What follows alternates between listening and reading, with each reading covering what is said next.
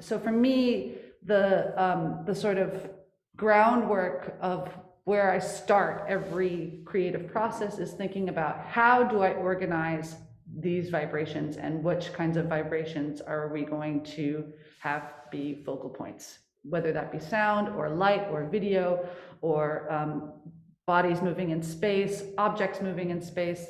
It's all on equal ground for me. I don't have a sort of hierarchy of like sound is more important than the video, or video gets me, you know, and actually in each piece, let's say, you know, maybe that's what kind of bullshit what I just said. Like there is hierarchy, but it's kind of constantly changing for each piece, just sort of based on what's going on in that piece. And throughout the piece, those hierarchies can change or have different relationships to one another. But yeah, for me, it's all about the manipulation, creation, and organization of vibration, however that comes. Great. Magda or Håkon, do you immediately want to jump in and either tell your own story or respond to that? Magda, go ahead. Okay, I will jump. That's part of the things I was able to do very well until until the cartilage left my knees. But so if I hear you say with all the normal stuff that surrounds us, that's more or less like dancing too, or what my work is about. I work with people, and everybody has a body, whatever their body looks like, or if it can walk or roll or whatever. So, but of course I was raised as a dancer, as a classical dancer, just like you guys. I guess you were raised learning to read notes. That was my way to learn to deal with the body and the arms and the legs and whatever. So you get a very strict structure, but in fact, the stricter the structure, the freer you are. So it learns you that you have all kinds of directions, but you always know where your body parts are and what they are doing. That was the benefit of classical dance. But then, of course, when I came with my luggage as classical dancer into the conservatoire, and I had to learn drama students how to get into their body and to be present on the stage and still be present in their body, then of course this classical ballet was not the best way to teach them in that moment. So I had to rethink what is movement and why am I moving? And just like Jessie says, movement is everywhere. You guys are dancing at this moment because you are sitting or standing or putting your hand around your collar or everything. So it's the luck of being connected to drama students that learned me a lot about movement and about what dance is. So it broadened my vision. It learned me to look outside the box. So they learned me a lot. That's maybe a reaction on what Jessie was saying, but that's a short presentation too. So movement is, of course, in my everyday life as it is in yours. And of course, I have more experience in where my body parts are when I'm doing specific stuff, because I was trained so. So I am looking at life through movement, like you do it with your ears. I guess you have very strong capacities to listen. Like you hear the siren, you can think something about it. I hear the siren. That's the same with movement. So I can analyze very quickly where body parts are and if they are there in the best and the most economic way that the body can be used. So maybe that's a little bit my point of view on what I do. But if I see the parts you do, and of course in my education I was learned about Cage and Cunningham together. I had the Cunningham technique. So of course we learn these things. These things are bound together, just like we move through life. It's like you don't dance without music. Yes, you dance without music because music is everything, like you say, Jessie.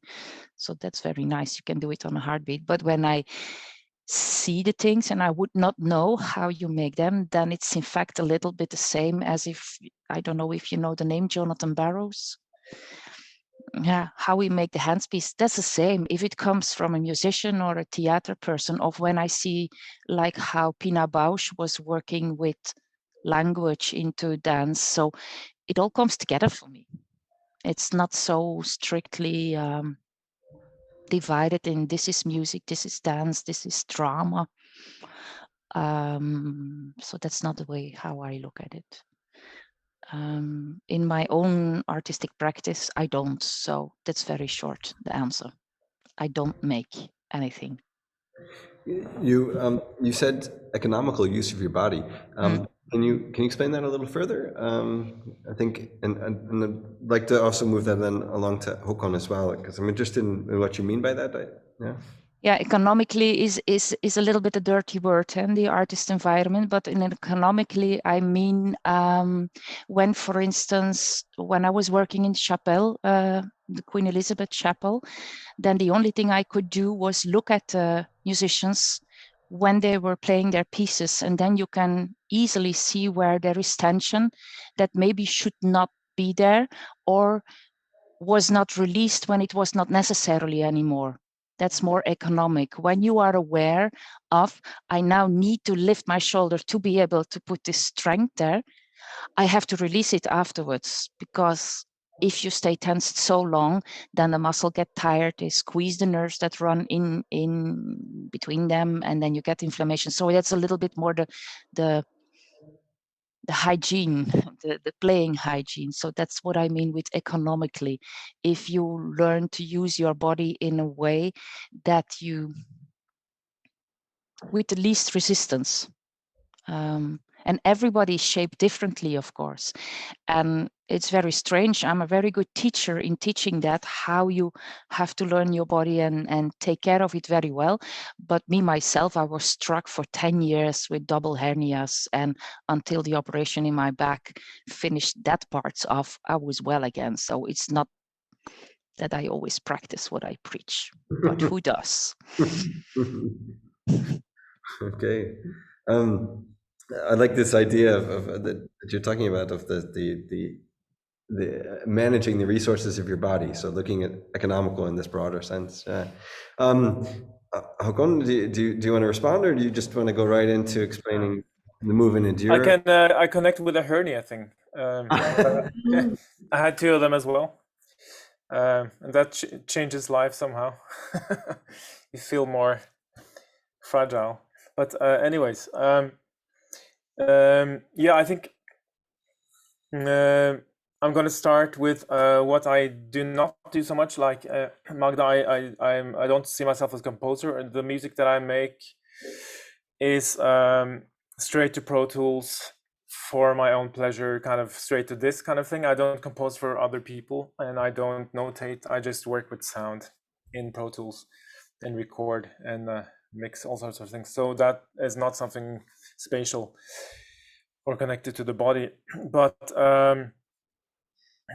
when I do perform pieces, it comes from the whole multiple percussion thing I explained a little bit yesterday. So percussion is a very physical instrument, is always involving some kind of movement on a kind of larger scale than playing clarinet or what have you.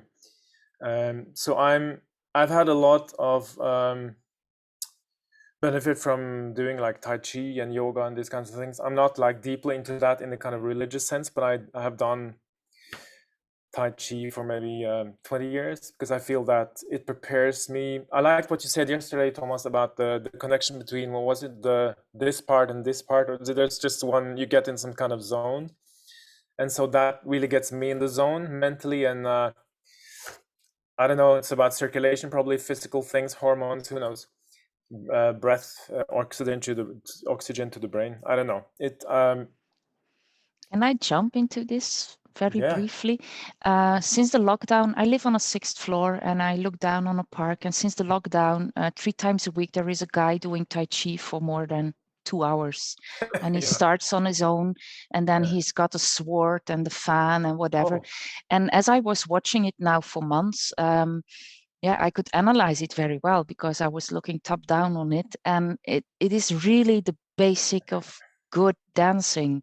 It's Yeah. being aware of where your center of your body is and moving from the hip, and being very aware of how you, how do I say it?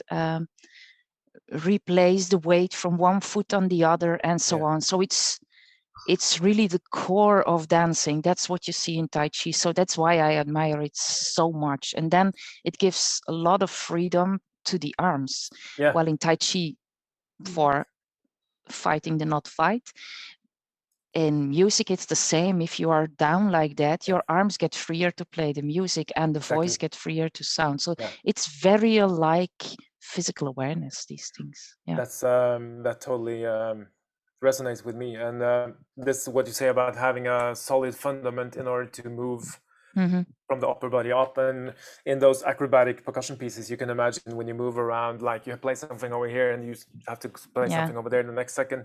It's all about that stability. Yeah, for me, that's dancing. Yeah.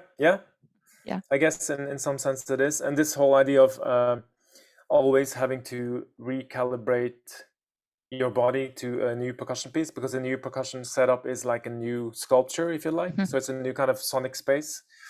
So the keys aren't on the same place ever, actually. So that helps us a lot. Basically, this ability to, I guess, in a sense, it's a mini choreography, because we rely very much on bodily memory, and what is it? Kinesthetic memory. And so that's a good connection that we share. When it comes to, since we're talking about practices, I'm sure there are also other very good practices that connect the body, like Alexander. And I'm not sure yoga is the best thing for a musician if you do handstands and stuff. But Alexander, I'm sure there are tons of connections there as well. And then what was the second point again? I think I lost myself a bit. But like, we it's not necessarily the second point of this one, but I think we're moving towards this. You guys are talking a lot about learning specific gestures for a new setup or a new talk. Right. Yeah. I just had a thought when Jessie spoke about,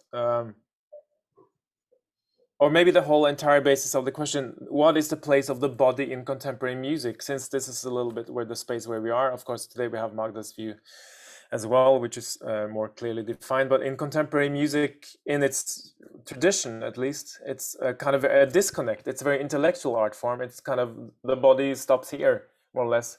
Is it music for the eyes and for the brain? As much as, well, I'm not sure it's any idea to have a ratio, but if we look at every other culture in the world basically dealing with music, it's all about the body and less so about the intellect. And so it's a kind of, it's a weird construct that we have in the West because of all these philosophical ideas that go into the music. So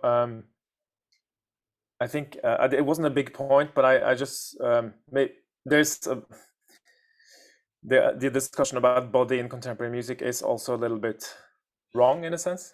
Maybe we can, I'm sure many people have good things to say about this. Wait, what do you mean? Can you expand on that a little bit? Yeah, just that if you think of it as it's a very purified kind of culture for listening, and the whole idea of concert hall and chamber music hall kind of is the physical proof that we are supposed to sit down and don't make a bloody noise for 2 hours and just sit still, and you better enjoy what's going on.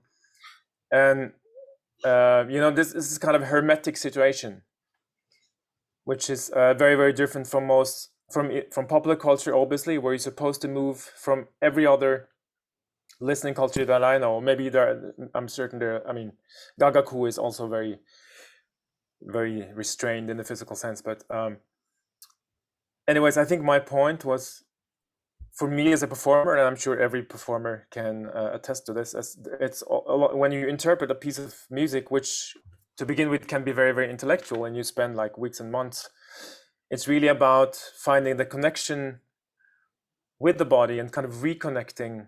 In order to perform something, you have to kind of get it from here and into the cells, if you like, into the muscles and into the body. So this is I'm suffering a little bit with this disconnection on a personal level, and sometimes I just get sick of this intellectual only thing that applies so much in Western art music. Yeah, those are just some loose points. I would like to interfere there very briefly too. Yes, there in please do, this, Magda. yeah, just briefly, because that's something that puzzles me too. Then and it goes in a wide extent where that the brain was separated from the body, like they say, a healthy brain in a healthy body. And then I think, what are you talking about? We are one human being, and of course we use our brain in a very creative way, and that's very nice.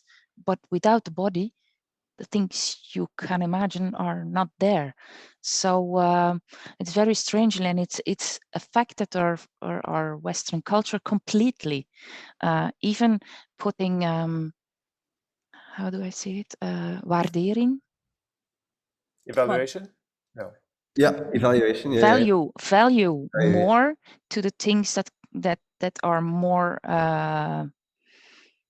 brain stuff than the movement stuff. We value it higher if you have read more books.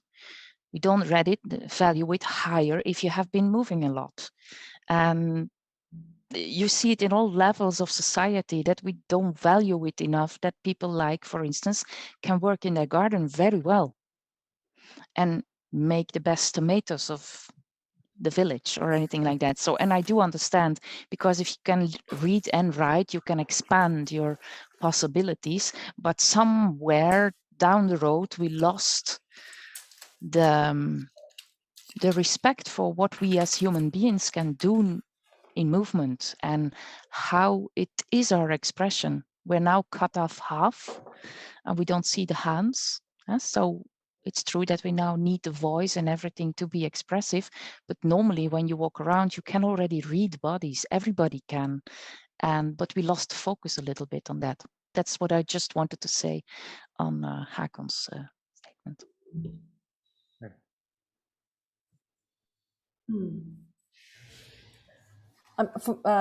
Before we go on to our next question, I mean, me personally, I find that really interesting to hear from Håkon, because I learn it from, I would say, more from the gesture in. Although I read notes, I think about what is the most efficient or healthy way to develop this piece. And that includes the most classical of violin pieces for myself. I think of it as linear lines that I draw as I'm playing. But that, you know, I don't know if that's, I guess that depends. Different. Maybe it depends on which tradition you come from, like, or what your teachers told you how to learn a piece. Or I had a teacher that told me to learn the music away from the instrument. So it was really about desktop work, like sitting at the piano, figuring out the pitch. Me too. Away from can also come from the physical to mental, whatever. I mean, for me, they're not really separate, but the idea of when I learn away from the instrument, I imagine what my body is doing, and I find I learn better through that system than, you know, do, re, mi, fa, sol, fa, mi, re. Yeah. Right. This, I mean, we're talking a lot about memory as well in this conversation, right? And this was a big thing that Thomas and I talked a lot with the 20 guitarists, and trying to help them find strategies for memorization of this like big walking choreography, right? And in my own sort of experience as a performer, I also find that like these pieces that I have to memorize, I mean, I'm not playing pieces that like Bach cello suites or something. Like I did that at one point, and I never at that point had the idea of memorizing it in a physical way. It was always just like, okay, fuck, what comes next? Like it's like G and then B, and I literally could never, ever memorize it. I played all of my recitals with music in front of me and just was like, fuck you, I can't do it. Like, if you want to hear me just stumble around for an hour, then like, fine. But this idea of instilling it into my body was never really presented to me. And then in, you know, performing my own works, which are extremely physical, like if I was asked to perform a piece like Rotlauf, an old piece of mine that I wrote in 2009 and haven't really performed in a big way since, I could do it immediately today, right now, I could do it. And these sort of anxieties that wind up getting caught in the brain, in the lobes up here, don't happen for me personally in my body. So whatever that sort of hiccup is between the embodiment and the intellectualization of a piece of music, in my case, somehow the body overrides any anxieties or pressures, or, you know, of course I can embody bad habits, but like something gets put into overdrive when we're talking about memorization. I'm wondering if any of you have a sort of similar experience of. Yes. Yeah. I've been playing a couple of pieces by composers which are based on gamelan principles. So you learn music without notation just by listening, kind of, what's it called? Rote memory. You just hear a phrase and you kind of play it until it's there, and then so if you have to learn, say, 20 minutes of complex music like that, you just go chunk by chunk until you have the whole piece. So it's, you know, just building up a memory chain. And yeah, what you said about you could do it right away, I have the same experience. Like, I haven't played a piece. I like to memorize a lot of music, but especially with this one, we never saw notation. And there's really nothing to go back to other than maybe listening to the piece. And you can do it like maybe even twice as fast than 5 years ago. Just bam, bam. Just so there's some intelligence to the body, which I'm sure science has a lot of interesting things to say about, but which for us is maybe more intuitive. But it's just a kind of storage thing in the cells that is extremely strong, and that kind of they tell you that muscle memory is bad because if you get nervous, it fails and stuff. But if you really trust your body, it's like you don't forget alle meine Entchen, you know? It's like, what's the next note? Your body just, yeah. Yeah, and of course, what you say, how you remember, it's not only your body that remembers, but you remember the spaces. Yeah. So that's what you do. You remember the positions into space. And that's, in fact, what a dancer does on a big stage. Like, I was moving there and they are there and there and there. So you put all the other ones in the same space and you remember the spacing. And if you do it like that, even in the gamelan, you remember when you hear it, where your hands were and how you were turned and so on. Exactly. But, and you remember, there's one thing about memorization that's funny, because you, if I remember a certain phrase and there was said my phone called or something, and there was like a friend, I remember every time I play that bar, it's like, oh, this is where Lars Petter called me. Yes. And do you have all these feelings associated with this particular bar? For years. Yeah. For years. Super weird. Just jumping in on this whole idea of memorization, because especially in the last 5 years, I think I've memorized almost every single piece I have to perform. But I memorized this piece by Stefan Prince where half of the music was notated noise, and I had a really difficult time memorizing that piece until I began to appreciate the noise, each individual noise that I had to make, until I truly understood what that was, and not physically, but actually intellectually understood what it was. And then it was just like a note. And I have no problem memorizing notes and series of notes. And when I understood those noises or gave them the same value, I guess, I'm not sure, as a note, then all of a sudden it went very, very smoothly. And the same thing with light music. That's 24 minutes of light music of memorized yesterday. And when I understood every gesture as being a note, then so intellectually. So that maybe goes against the grain of what we're saying about learning things physically. If I understand it intellectually, then I can memorize it. Interesting. I have a similar thing when I memorized a piece called Bone Alphabet. It's a percussion piece by a composer called Brian Ferneyhough. So it's maybe 12 minutes of music. Not much, but you spend, in the beginning, it's like one bar is maybe 3 days of work or something. It's ridiculous. And then you spend many months like that. But after first trying to do it just by, putting up the music and just reading, and I said, oh, this is not cool. So I programmed everything into sound. in finale, and then using very silly structures like C major and things that you could typically easily sing along to and memorize instead, because it's otherwise very, very abstract. Then you can sort of sing along. So you sort of taking a very abstract score and making it into something melodically attractive, and just sing along. So I guess not sure if that contradicts or adds to what you said, Thomas, that you can kind of take something super complex, make it banal, and then go back to complex. Right, yeah, definitely. Yeah, I guess that's what happened. I mean, I think it's interesting also to see that perhaps our most studied strengths is in music or classical Western music understanding, notation, pitch, harmony. And so maybe perhaps structuring things that we're not so familiar with by using music as an aid form is our entry point. I'm sure perhaps if we were dancers, we would need perhaps a more movement-based understanding of certain very atonal, complicated music as well, if we were asked to structure it that way. For example, we can think about all the different, we can see Lean's comment about notations of gesture or movement. And there have been some, I know Lean and I have looked into Laban, and there's also Stockhausen created his own, and there's also Binesh, lots of different types of things.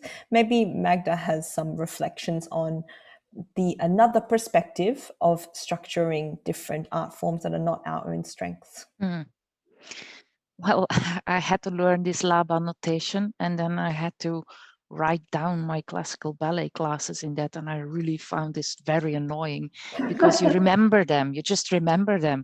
It's a fixed series of exercises, and I think, why should I write down where the foot is then? I did understand the reason of notating it, because it was choreographies could not be filmed in that time, so you notated them. But if you think that when you do this, well, there's no notation as such for it. Now we are lucky. We just we make recordings of what we do to still remember if it has to be done, because of course in dance, you know, there is a long tradition already from contemporary dance, especially in Belgium. So in fact, things are not so stuck anymore like it was. So they repeat pieces, but maybe not completely the same as when they were before, because it's another dancer. Sometimes they use another dancer. But I do believe what you say, Winnie. If I would learn the music, I'm not a musician, then I can imagine I would use all your strategies to come to the same point as what you are doing. That I definitely would choose a place in space to do so, and maybe to memorize it, use my movement skills to do some stuff, and other stuff you just have to read, and other stuff you have to try out, and so on. So I think it's the multiple approach that can help us. Is there a cross point, or is there a point when we as musicians, using our understanding of notation or whatever, that grows into a movement repertoire, because we know where things fit, and we know that movement repertoire then becomes more of dance, and that there's a middle point that we then can cross over, or I guess so. Did you ever hear about Dalcroze Technique? Yeah. Dalcroze Technique, we had that one too. So we were learning our notes as dancers in space, clapping our hands and saying croche, noir, noir, croche, and so on.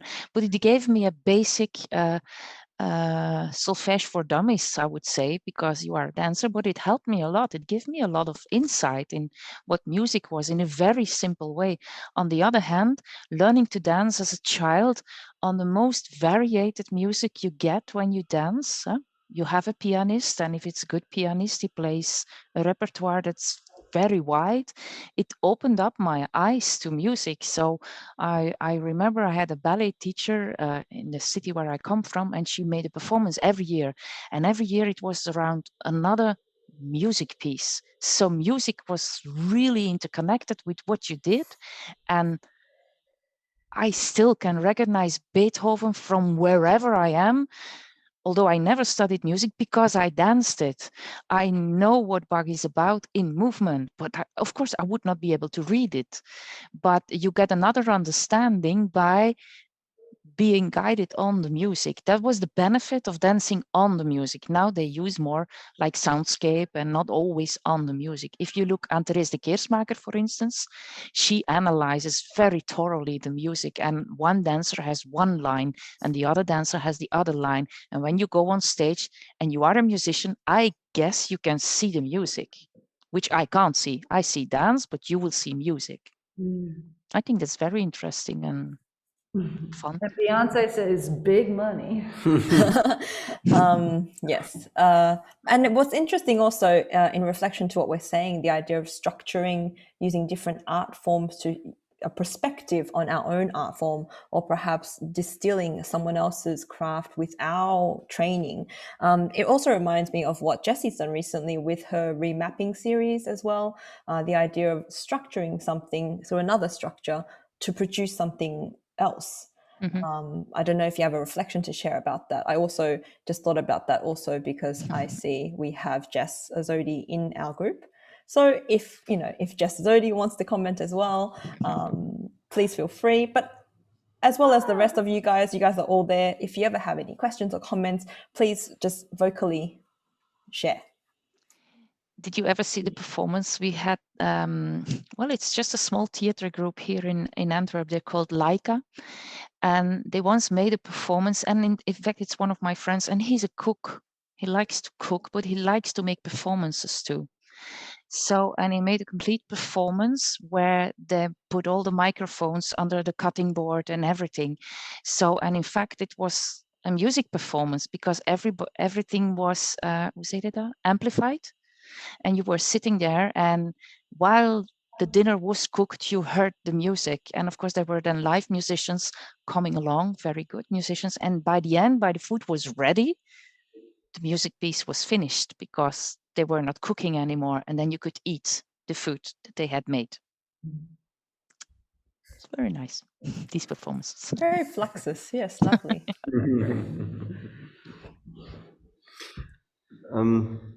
If anybody has any questions, do jump in. But if not, then let's see if there's. I don't see anything jumping into the panel. But interrupt me if that is the case. But we had another question prepared for you guys, and maybe you can talk each from your perspectives. I'll just read the question out loud and slowly. It's what are the methods and processes that artistic directors, stage directors, composers, and other creatives apply when questioning or adjusting the role of the musician's and or the conductor's body on stage?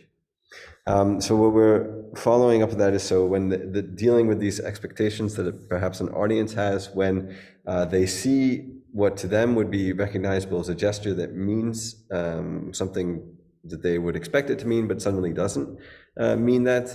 How do you incorporate that into your own practice as a composer or as a performer? How do you begin to teach the audience that that is what that now means? What are some other processes that artistic directors or composers or stage directors have used that you know that they use these recognizable gestures to their advantage? And whether or not that's inspired you then to bring that into your own practice. Do I need to repeat any of that? Or can you find that on the page we prepared for you? Håkon. Oh my God, I thought I woke up at 4:30, you see, so I'm a kind of soft-brained person today. I couldn't even begin to understand the question. No, I think I have to pass. I'm not even sure I understood the question, Thomas. So this is going to take me another minute of explanation. Jessie's got the question right in front of her. Okay, so this is like maybe okay, but I'll explain it again. I'll read it again. This question that we prepared, and then explain a little bit more what we're looking for. But basically, so is what are the methods and processes that artistic directors, stage directors, composers, and or other creatives So anybody who's basically leading the rehearsal process or has written the performance, whether that be a composer or a choreographer or anybody who's thought up what we as performers have to do, what are the methods and processes that they are using to question or adjust the role of the musicians or anybody's body who's on stage. So when a body is on stage, we an audience have certain expectations of what we're going to see within the Western art music tradition. Mm-hmm. So these creatives, how are they changing that role? And when they do make a change, what are the strategies that they use to teach the audience and teach the performer to deal with those changes? Mm. Okay, so one of my favorite kind of quotes from the choreographer Jerome Bell is like, you can do, this is me paraphrasing now, but the gist of it is the first 7 minutes of any piece, you can do whatever you want. And after 7 minutes, you have to do something to either fulfill an expectation or demolish an expectation. So basically, like that, the first part of a piece, in his case 7 minutes, is for exploring the territory, and the territory can be literally anything you want. This is the mode in which one is teaching an audience the rules of the game, basically. So techniques of how to do that, what I most typically see is forms of repetition. So themes and variations, a very kind of traditional idea. Like we have A, we have B. Oh, here comes A again. And then we have B2, which is related to B, but it's upside down somehow. So like a lot of sort of very traditional classical ideas of structure, of form, of technique that wind up getting employed or superimposed onto totally new ideas, techniques, strategies of body, strategies of music, strategies of sound dispersal, whatever, you know, whatever the meat or the main delicious portion of this first 7 minutes is. Yeah, it goes through these sort of forms of repetition. Okay, now I'm repeating myself. So here we go. For the first 7 minutes. For the first 7 minutes, I will only talk to you about repetition. Yeah, maybe that's a sort of. Can you think of specific examples? So of changing what? So you put a body on the stage, and by putting the body on the stage, the audience is going to expect that body to do something, but it does something else. Let me get back to you on that. Okay. I personally have an example. It's a little bit, I mean, it's not crazy out there avant-garde, but I personally saw Barbara Hannigan go up and sing and then start conducting while singing. And that was very exciting to the traditional concert goer to watch her not only perform, but then gesturally, this was in her perhaps earlier conducting phase, gesturally conduct, qualitatively conduct a small ensemble. And it educated the audience in not only appreciating her participation as a soloist, but also her role as a conductor, because she was informing us how to read her hands. And I thought that was a very intriguing way to approach education to the audience from the festival director's choice. In one of Jerome Bell's own pieces, the title escapes me at the moment. I'm sorry, my brain memory has really gone to shit. But it's a very, very minimalistic piece for a single performer. And on the stage are the letters N, S, E, W. So the compass points that are set up at those particular points on the stage, north, south, east, west. And all of the objects on the stage are sort of strewn about, and there are these very slow things, pushing a broom, and the exact things are sort of escaping me. But after a good long amount of time where you have really sunken into the sort of minimal activity, slow motion, everyday objectness of this entire scenography, the dancer moves the points of the compass 90 degrees. So all of a sudden, the stage has just shifted one quarter turn of the clock. And it's a super simple thing, and then the process begins again, but now you see it from a completely different angle. So I don't know, that's just like a tasty little example of something that like is as simple as just being like, whoop, watching, you know, watching the piece like this instead of like this. I want to look at that example. Yeah, I got it. Yeah. Sorry, titles are not my. I can figure that out and put a list of references. Håkon or Magda, do you want to jump in here? I think I have not much meaningful to add, but I do. I think Jessie's point about explaining a grammar is very vital. It relates to all performative art, music or dance or anything that is within a tradition where nothing is mapped out. There is no grammar, so you have to establish the grammar as you go, and it can almost be didactic in those first 7 minutes in order to. And some people do that really with great virtuosity, and it comes to mind Simon Sten Andersen. He's really good at the first 30 seconds. You get the A, you get the B, you understand that, and then you get the break, the C, and then you know the grammar is really right out there. And I'm sure many dance performances are also a bit like that, where you have no established grammar and you just have a body. And I'm not sure, Thomas, what you say about the audience expects something. I mean, is that true though? Well, if you have an ensemble on stage and you put somebody in front of, so shaped in a U, and you put someone in front of that ensemble, then I think the audience is going to expect that someone to be a conductor. But that's not necessarily always the case. But then you already established the grammar, right? So if you don't establish, Oh yeah, okay. So you think that's establishing a grammar, is that what you mean? Okay. There's a dance performance by two, I won't say elderly men, but middle-aged plus, and Magda, you probably know this, it's called Weak Dance, Strong Questions. Yeah, that's Burroughs and Fargione. Right, where they just kind of randomly, and then after like 20 minutes, like, then there's something in unison or something. And yeah, so that's not a predefined grammar, right? But if you have an ensemble with its points towards the history of now somebody's going to conduct.